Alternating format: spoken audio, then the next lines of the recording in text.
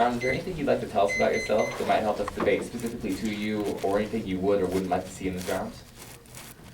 Try and make it as clear as you can. If you can read the tags, if you want me to write it down, tell me. Sure. And just debate. Thank you. Can I ask if you lean towards stock issues or net benefits, or either one?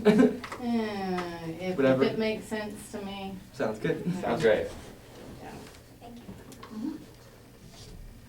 you. Everyone's right. Before we can make an informed decision, we must consider both sides of the story. For example, there are two teams in today's debate round. Our legal system is based on this principle by having two sides represented in the courtroom. Unfortunately, our current trade policies lack this basic principle of justice, which is why we stand resolved that the United States federal government should substantially reform its trade policies with one or more of the following nations: China, Japan, South Korea, and Taiwan. Before we dive deeper into our trade policy, let's look at some general context. Definition 1, dumping. From the World Trade Organization, dumping is in general a situation of international price discrimination, where the price of a product when sold in the importing country is less than that price of that product in the market of the exporting country. Definition 2, trade policy. From the Business Dictionary, laws related to the exchange of goods or services involved in international trade, including taxes, subsidies, and import/export regulations. Background point 1, anti-dumping policy. There are two types of industries in America: upstream industries and downstream industries. Upstream industries produce raw materials like steel and lumber, while downstream industries produce complete products, turning steel into cars and lumber into furniture.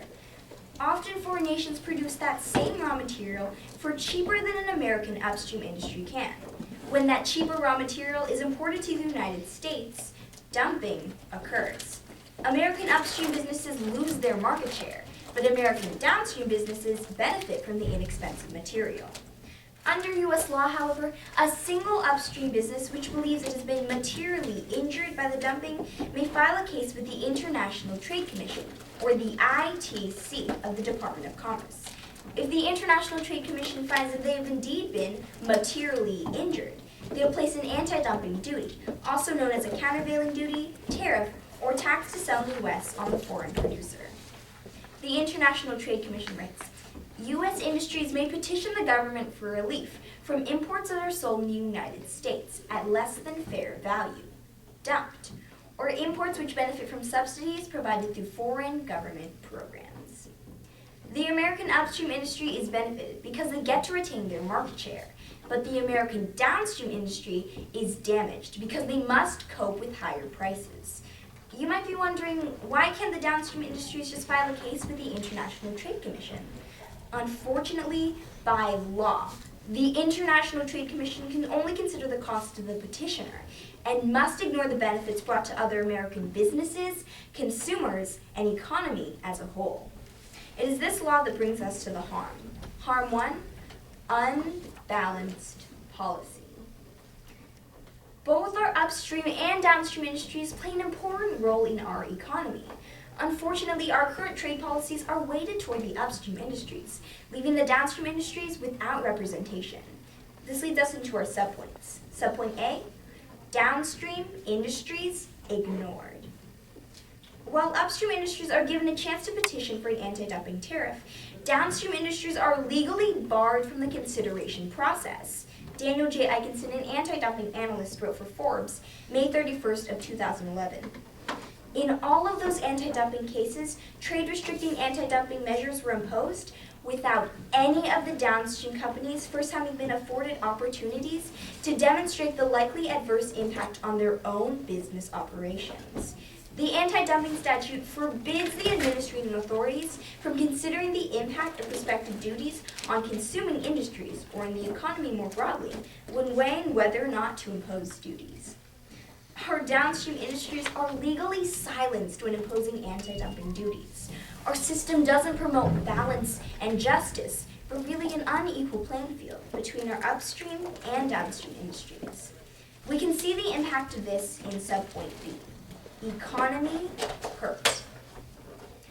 While tariffs benefit the upstream industries, they devastate our downstream industries because the ITC does not consider both sides of the story. Our downstream industries suffer higher prices, which can lead to decreased profits, unemployment, and even outsourcing. And Gregory Mankiw, a professor of economics at Harvard University, wrote August of 2005. Most anti-dumping tariffs are levied on components used in the production of other goods, rather than on items sold directly to consumers. As a result, downstream firms using the affected items as production inputs face higher costs. U.S. automakers, for example, must pay more for steel, making their cars less competitive against imports.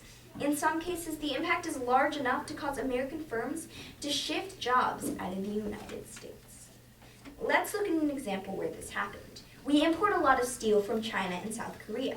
In the early 2000s, the American steel industry complained about dumping and successfully petitioned for a steel tariff. The University of Pennsylvania writes February of 2003. The government set duties as high as 30% on 14 types of foreign steel for 3 years in a bid to protect the domestic industries from imports that in some cases were being dumped or sold below the cost of production. Some 200,000 jobs have been lost in the steel-consuming industries since prices jumped by around 40% in early 2002, according to the Consuming Industries Trade Action Coalition, which represents steel users such as makers of automotive parts. Just one anti-dumping tariff resulted in thousands of jobs lost in downstream industries, yet they were not considered relevant when the ITC chose to implement tariffs. Now consider that the ITC approves, on average, over 10 anti-dumping tariffs every single year, and downstream industries that face losses have no voice or representation. Clearly, our trade policy is unbalanced, skewed toward favoring only one side of the economy, which brings us to our plan. Mandate 1, give legal standing to downstream industries when considering imposing anti-dumping duties on China, Japan, South Korea, Taiwan. Again, that's give legal standing to downstream industries when considering imposing anti-dumping duties on China, Japan, South Korea, and Taiwan. Our agency is Congress and the President. Our enforcement, the Department of Commerce, and any necessary bodies of the federal government. Our funding, no funding is needed as our plan is purely legislative, and our timeline will be immediately upon an affirmative ballot. Our trade policies cannot be one-sided. When making decisions about tariffs, we should hear both sides of the story and consider the impact on the entire economy before making the right decision. We urge you to bring balance to our trade policy today. Thank you.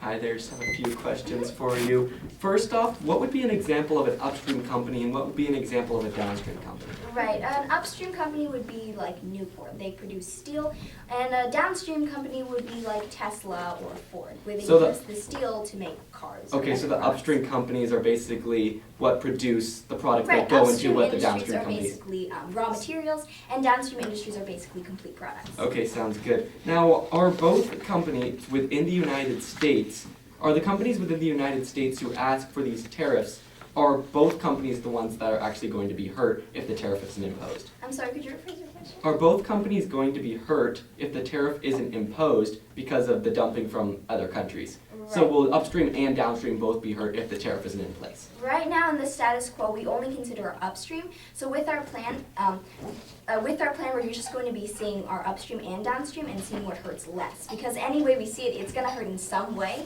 but we're just going to be seeing what hurts less, which is better So than what the status quo has. You would agree, though, that without the tariff, the other country's market would be able to take over and flood our market, would be able to do this dumping if we don't put that tariff? That depends if companies or different countries dump. Sometimes we can use that cheaper material, but if we put the tariff on, we can build our own Okay. resources. Would you agree that someone wouldn't be able to make something like a car without the the necessary needed like steel that needs to go Correct, into but it. you need both. Okay, sounds correct, but they need to go first to the people who have the steel if they want to get anywhere, correct? Right, they go hand in hand. Okay, sounds good.